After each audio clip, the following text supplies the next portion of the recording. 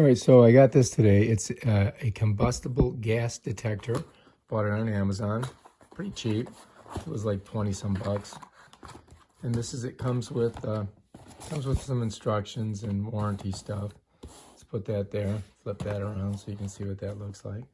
And then it comes in this cool looking bag. Let's pull it out of there. And it's pretty simple.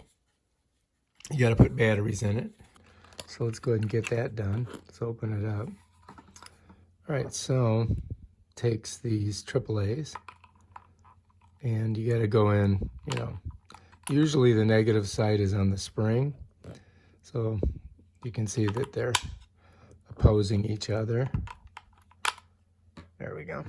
And then get this back on. Bam, done.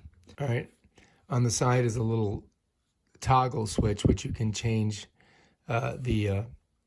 these things here when they light up.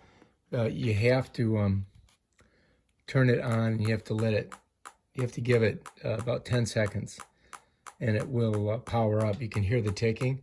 Now the frequency of that'll change if you've got gas, from higher to lower. And also these lights will pop up depending on the gas. This is the sensor up here. You can see it. So now it's good. Now to find where you need to set it, you got to set it so that this just almost lights up. And to do that, you roll this forward. See how that just kind of lit there? If I pull it back there, bam. If I push it up, watch. Hear how this ticking stopped? So now we're ready to check out and see if we have any gas in our place. And that's pretty much how you do it. All right. If you like this video, subscribe to my channel. Check out my other awesome videos on stuff like this. Peace out.